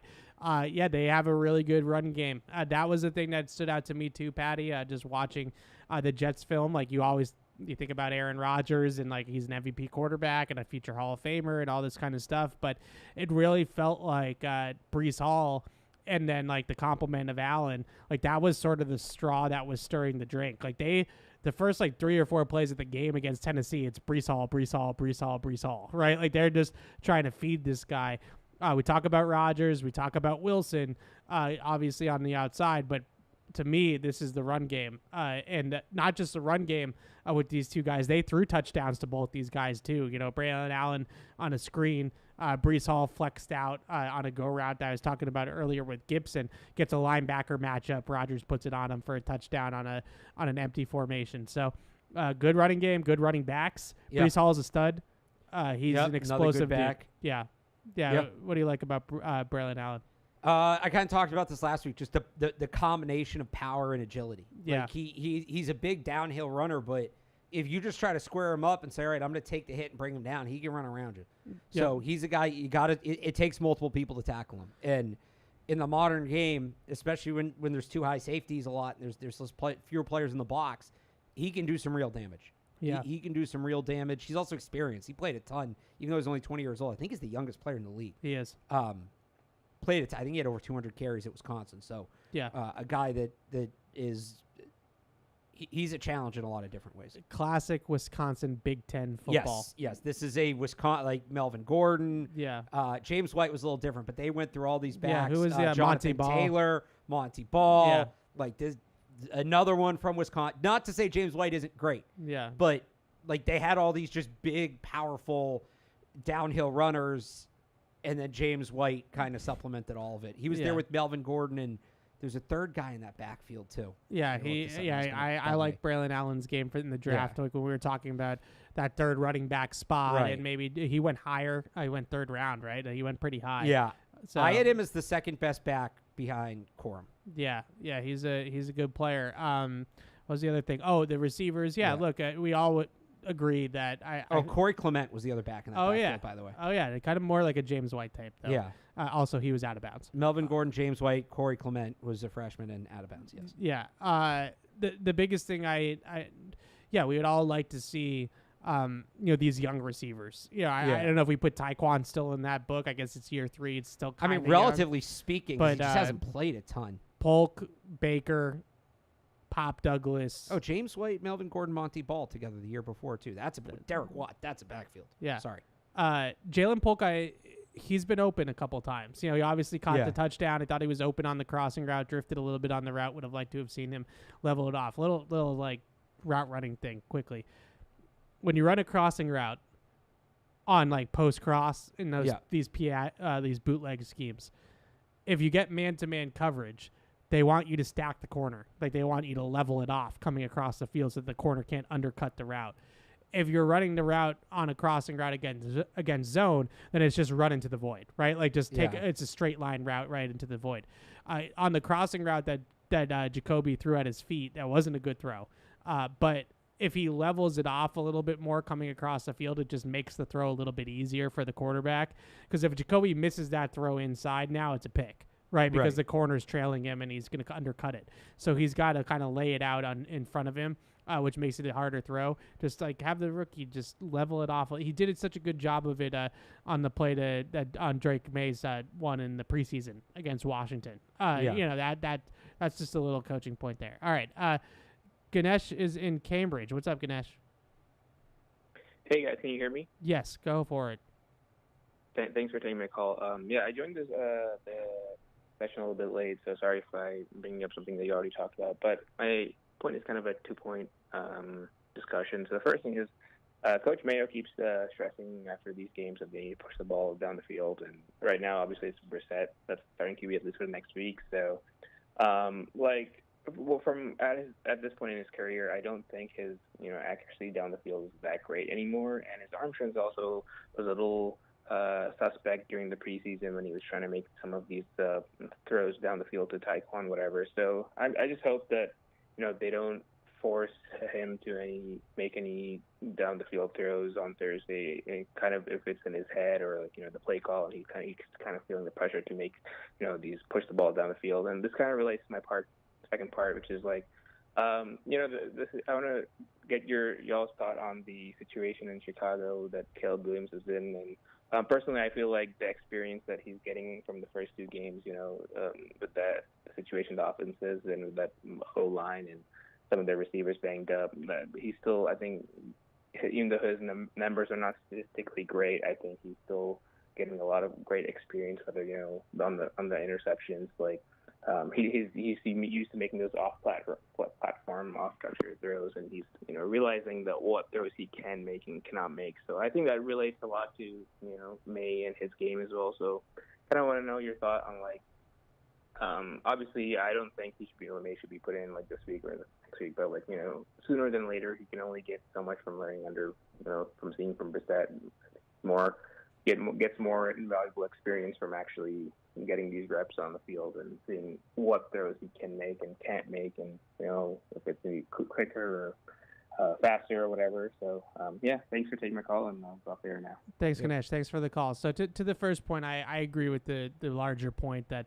you don't want it to be like an overcorrection where all of a sudden now they come out Thursday night and they're bombs away. You don't want to force something you don't have the ability to do. That doesn't help anybody. Yeah, I think the one thing, I mentioned it when we were talking about AVP, is just they did it once in Cincinnati where they came out at halftime and they just threw like an ISO go ball to Taekwon. Which Polk was open on the other side. Yeah, but I don't necessarily love that, right? It's not the best. But the one thing that I do see with Jacoby that he can do is kind of make those dropping in the bucket, like over the shoulder throws. He's not necessarily going to like drive one into a tight window down the field, a post in between two safeties or something like that, or hit a 60-yard bomb down the field. But he can take a chunk out of the defense if he can get Taekwon or Polk, give him a chance or whatever on one of these vertical routes. Like, just that's the part that I don't see them doing a ton of, or Jacoby not looking a ton for, is like if you have press coverage and you have a matchup where you have Taekwon against a corner and man-to-man and it's clearly press on the outside, like just every once in a while just give him a chance. Right, like throw a ball that's only going to be caught or going to be out of bounds. Like don't turn it over on purpose or anything silly. But just get like every once in a while, once, twice a game. I would like to see them just kind of give him a chance to make a play on it. Like I thought the game in Cincinnati was an example of that. Like it didn't work, but at least they gave it a chance to see if they could take a chunk out. Yeah, but like you said, don't force it. Just don't. If they come out and force, I'm going to be really worried, because now it's like, all right, so the fans are calling the plays, right? Right. Like, stick to. Can you make it work organically? Yeah. Can you find ways within your system to help, whether that's figuring out ways to improve the pass blocking or figuring out other ways to create explosive plays where maybe it's not, as much of a factor that they can't work the ball down the field. Yeah, it's tough. Like they can't block a play like Leak, right? Like it just takes too long. Like they're trying to run these bootlegs and like hit receivers down the field, and Jacoby's having issues making those throws on the move, and there's pressure in his face some of the time too, and that doesn't help. Like it just seems to me like they're going to have to just like have him drop back, pop up, and throw a go ball, and like hope that Taekwon or Polk or someone just makes a play on a ball out there, and it's not efficient. Like that's not a good way to live, right? We've seen that over here for the last couple of years, like trying to force feed that to like Devontae Parker or something like that, and it's not a good way to live. But that's sort of where they're at with that. William is in Philly. What's up, William? William, you there? William, hello. 1, 2, 3. All right, give us a call back, William, and we'll get you on the air. Hey, Alex, are you looking to kick off your season with some epic game day watch parties? Always. Become a championship host with Bob's Discount Furniture's Fall Dining Lookbook. Shop party-ready styles, perfect for any home, whether you're looking for small spaces, friendly sets, seating options that will keep you comfy during overtime, or extendable sets, ideal for hosting a full lineup of friends. You can choose from multiple heights, shapes, and colors to match your game day vibe. So stop in and see how much you can save when you dare to compare with Bob's Discount Furniture, the official furniture store of the New England Patriots. I want to talk a little Jets. I know we got some calls. I'll get to you guys in a second, I promise. But I do want to get to some of the things about the Jets before we wrap it up here. Start with Rodgers. He's not washed. I'm not saying that.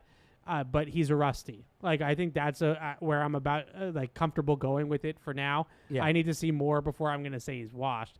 He's still got that ability to make some throws from some different arm angles and like feather go balls like over the shoulder and things like that. Had a beautiful one to Garrett Wilson that Wilson made a great adjustment, almost like wrong shouldered it, and then he kind of came back and made the catch. He still has that. Like, if you give him that matchup on the outside, Rodgers going to pop up and he's going to throw that thing. Like, that's where he's at. There were some wonky plays in the pocket, I thought, from this Tennessee tape. Like, just missed. I sent one to you over text, actually. Yeah. Like, just missing Garrett Wilson wide open and then just kind of seeing ghosts and running into pressure. The stats very early on. It's very, very early. His under pressure and under blitz pressure stats are not good. And that sometimes can come with a 40-year-old quarterback. Like, you see them take those hits. He gets hurt, last year on a hit. Like, those things can come.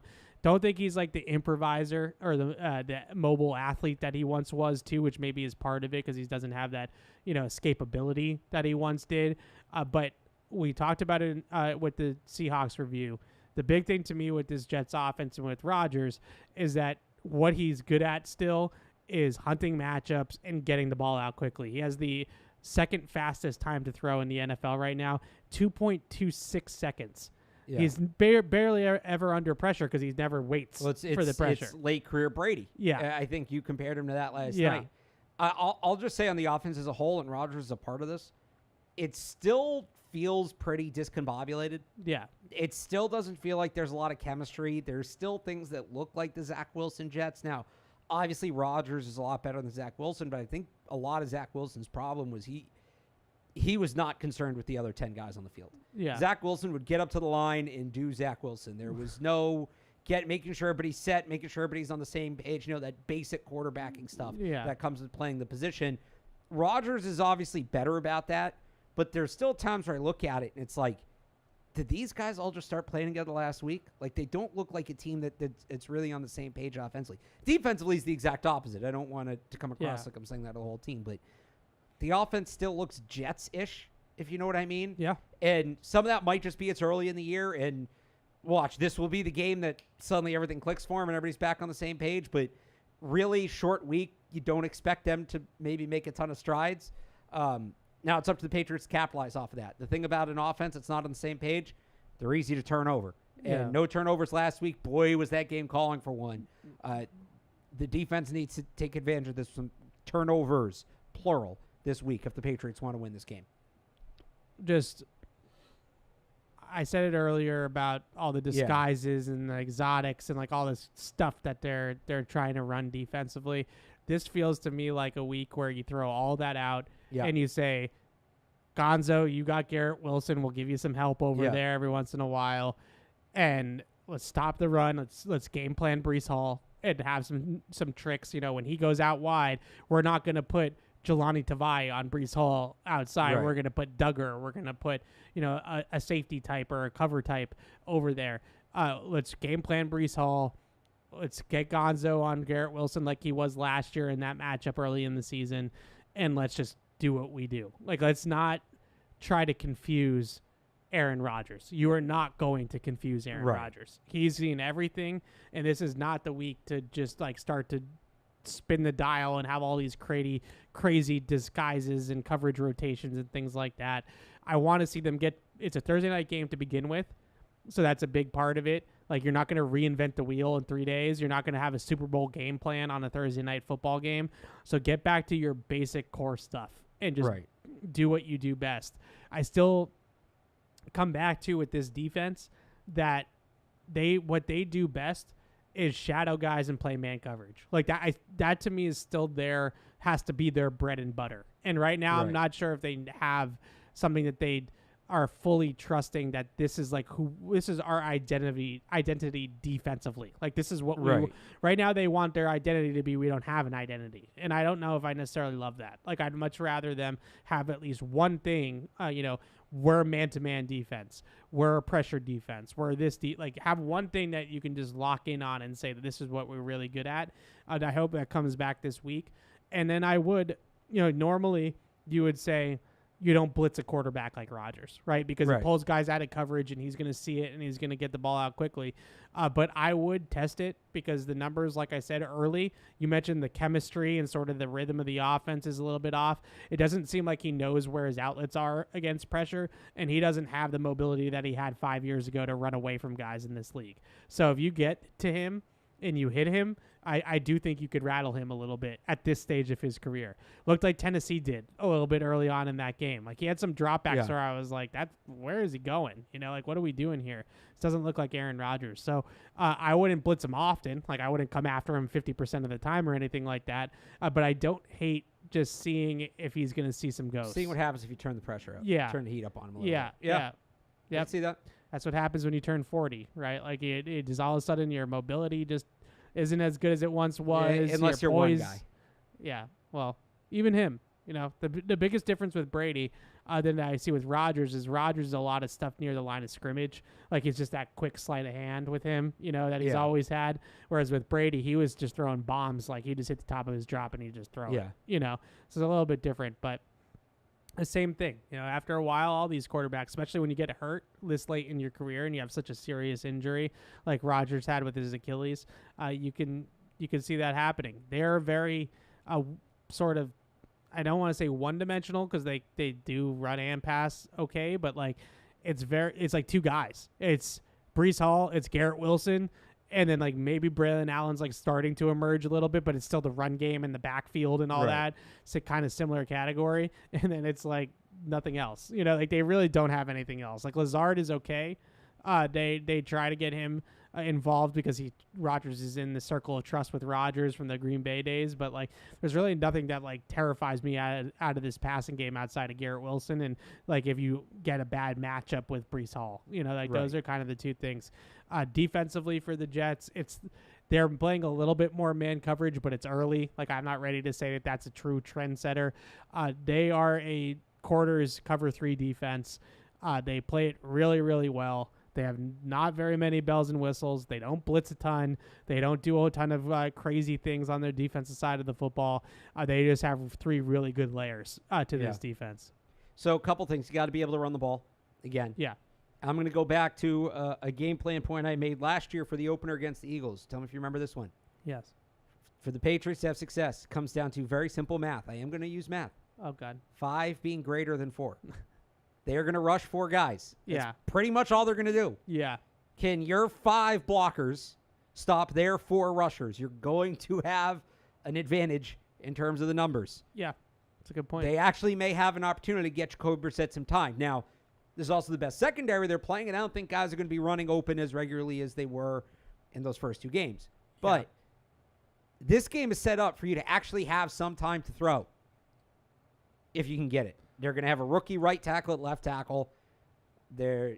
Michael Winter's going to be back at right tackle where he struggled. They're not going to have a lot of depth. First of all, everybody's hurt, period. Like, everybody's dealing with something, even if they're playing. They don't have a lot of depth. Like, there's a lot to manage there. But if you can make 5 greater than 4, you might have a chance. Mismatch special of the week. The Patriots offensive line against the Jets defensive front. This is the number 1 pass rush in the league against the number 32 pass blocking. Again, it kills me. In the league. You have 5 guys to block 4 guys. I know they're good, but that should be in the offense advantage. Yeah, they have some injuries. You know, Jermaine Johnson's out. Obviously, Hassan Reddick is not playing. But friend of the program, Brandon Thorne, always puts out like a matchup column about the trenches, like offensive, defensive line. Usually he picks one matchup where he's just like, red alert. Like, this is not a good matchup for this team.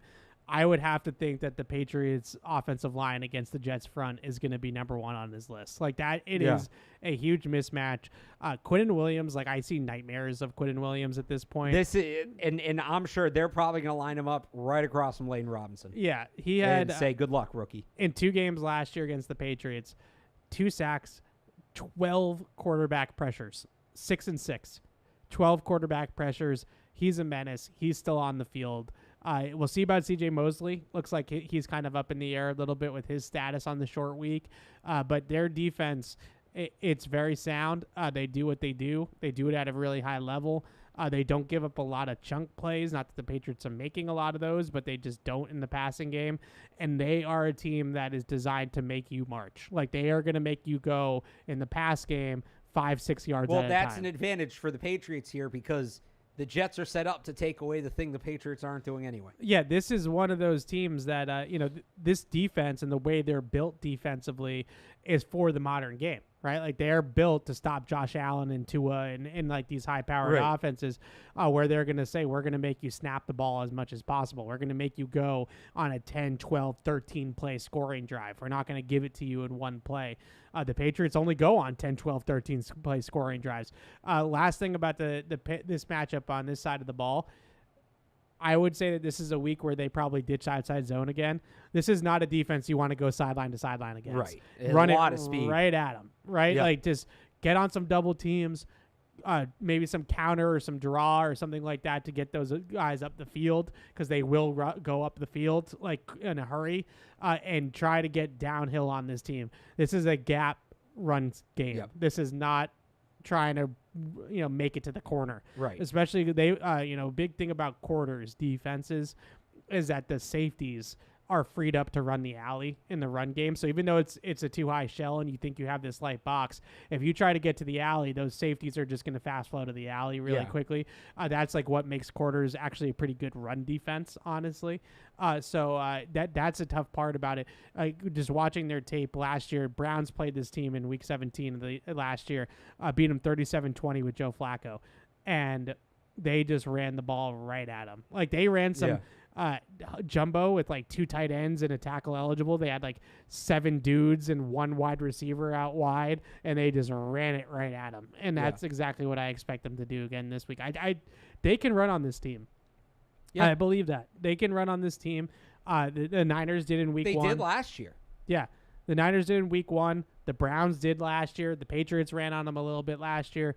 The passing game is going to be what we've seen for the first 2 weeks, but I really do strongly believe that as long as they don't get married to outside zone and they don't try to win foot races to the corner against this team, they can run on this football team, especially if Mosley doesn't play. Like that's a big part of that, kind of like their Bentley. So I would say run it right downhill at them. And just pick it apart in the passing game. Pick those short zones apart. Just dunk it down the field. And it's not going to be pretty, but you'll shorten the game, and you'll have a 13-play scoring drive at some point, and hopefully that will get you into a 16-10 game like you had in Cincinnati.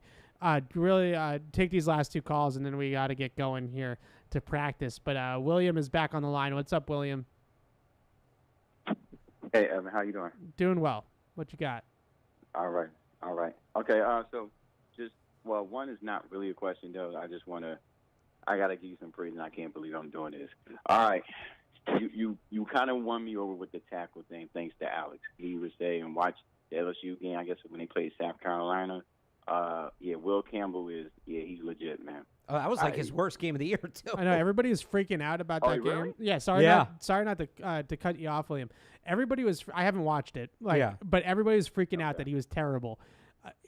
PFF had him with 2 quarterback pressures allowed. 2 quarterback. One of them was like he got walked back, and it was like the 3rd play of the game. Yes, that's probably why.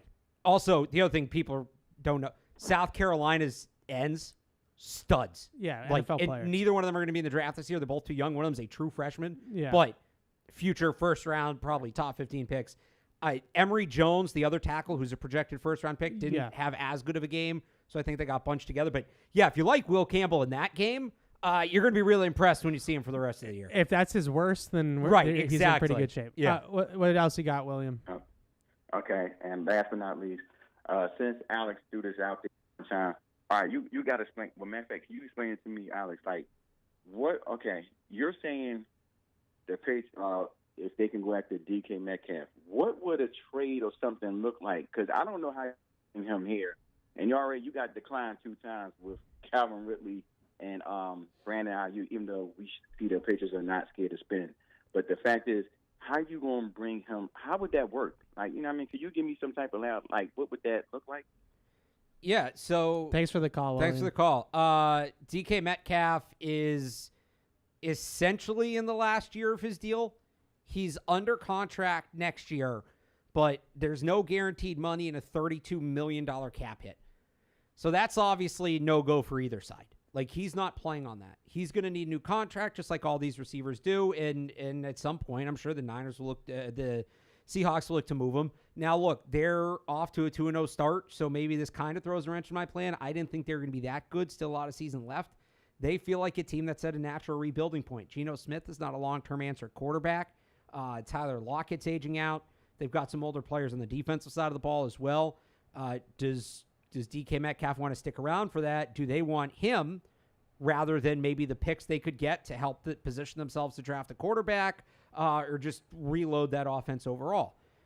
What does a trade look like? I think you make the same trade you made with Brandon Ayuk. It's a second, a fourth, and either another high day 3 pick or a player. I don't know how much they'd want Kendrick Bourne, but you throw in a second or fourth this year, throw in a third or fourth next year on top of that, and then you offer him essentially what you're going to offer Ayuk. It's going to have to be a little more because it'll be a year from now and the cap's gone up, and you're going to have to, equate the inflation of the league with that. But to me, that's what it looks like. That's how you get it done. And does he want to come here? I guess is the last part of that he was asking about. Well, that's where Drake May comes in. Does Drake May show enough this year that you can sell the DK Metcalf? This is the guy we're going to have throwing you the football, and DK Metcalf sees that and says, yeah, I'm going to be able to put up some numbers with this guy throwing me the football. Yeah, we always look at the list. It's not the guys like Higgins that are going into free agency. Right. It's the pre-agency guys. It's the guys that are going to be free agents in 26. Because those are the guys that are going to start wanting contracts now. And I would say they're going to start to run themselves I would say especially Metcalf because, again, it's just not realistic for either side. This isn't a thing where, like, one side's going to have leverage because it's favorable. Metcalf has no guaranteed money.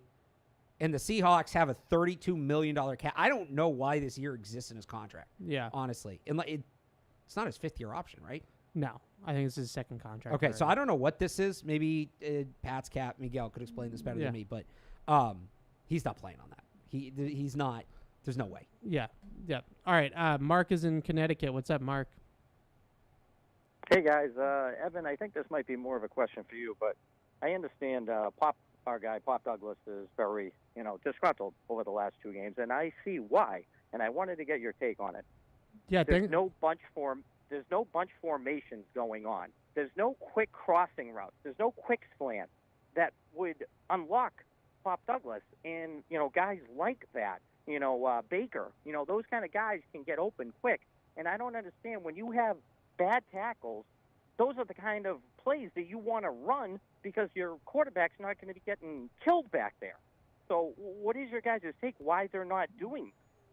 Yeah, thanks for the call, Mark. It's a good point, and I wish we had a little bit more time to dissect it. But just quickly on Pop, I have like 3 theories on Pop Douglas, and I'll try to be as quick as I can. The number one theory that I have that I really feel like is driving the bus here on this, because the other 2 are kind of a little tinfoil hatty. The number one theory that I have is that for this style of offense that they're playing, Alex Van Pelt does not view Pop Douglas as a base receiver in this offense. So when they're in their base early down offense, they are playing a lot of 2 receiver. Yeah. It's a lot of 12 personnel, and it's a lot of KJ Osborne and Jalen Polk, right? Because they want 2 guys. Everybody made fun of me. I'll say it again, Marine, even though they made fun of me. They want 2 guys that can dig out the nickel on duo. Right? Like, if you're going to have receivers. They want 2 guys that can block. Yeah. They want 2 guys that can block. See, he made fun of me, too. That's a really weird way to put that. Well, I said that in a longer rant about the blocking. Okay. All right. They want 2 guys. They need guys. We got practice in 17 minutes, 12 minutes. They need receivers that can block.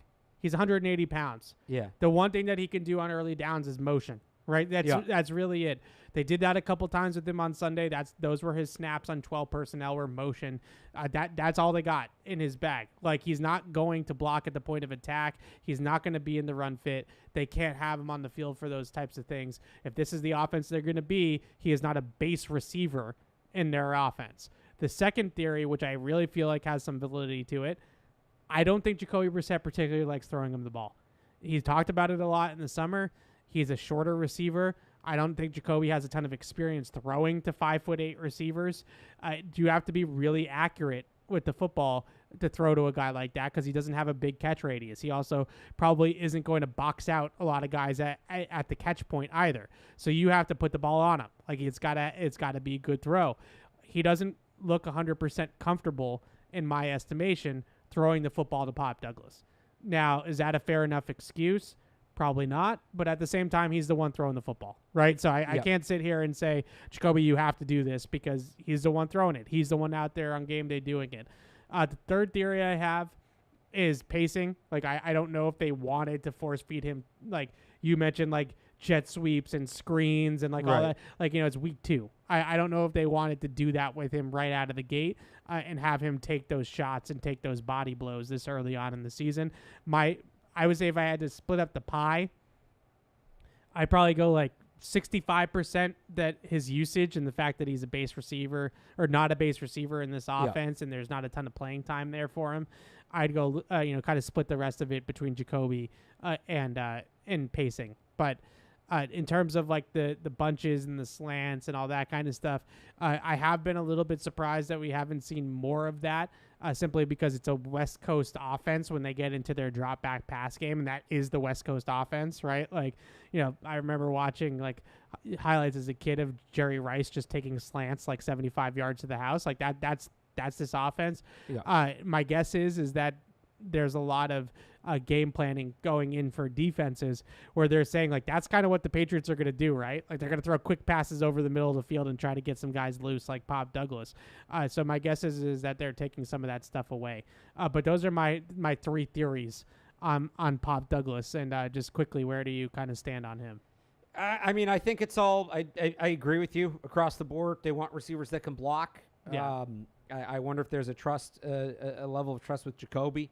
But at a certain point, if you're Jacoby Brissett, you Pop Douglas is going to help you win games. Yeah, it's going to help you, frankly, keep your job, or not even just keep your job, but like get you a job elsewhere next year. Yeah, he's a weapon for you. You got to figure out a way to get him involved. Yeah, absolutely. All right, that wraps it up for this show. I really enjoy the fact that we just did a show where we didn't like debate about Drake May because I feel like that's like should he play, should he not play. Let's give it a couple weeks, folks. Let's see what it looks like on Thursday night. I'm not ready to go there just yet, but we'll see. We'll be back normal time, I believe, next week. Normal Thursday show. Next week, and we'll get back into the swing of things. And then for the first time, like a little humble brag, first time I'm going to San Francisco, going to see a game in San Francisco in 49ers land. I'm looking forward to that. But before we go, football season is here, and Sullivan Tire and Auto Service kicks things off in a big way with our exclusive Go Pats tire sale now through October 31st. Score big with incredible savings on Bridgestone tires. Save $100 instantly with the purchase of 4 eligible Bridgestone tires. Bridgestone, the official tire of the New England Patriots. See sullivantire.com for complete details. Go Patriots, and easy to drink, easy to enjoy. Bud Light, the official beer sponsor of the New England Patriots. We'll see you guys next week. Bye. Thank you for downloading this podcast. Subscribe on Apple, Google Play, and everywhere else you listen. Like the show? Please rate and review us. Listener comments and ratings help keep us high in the podcast rankings so new listeners can find us. Be sure to check patriots.com for more news and more podcasts.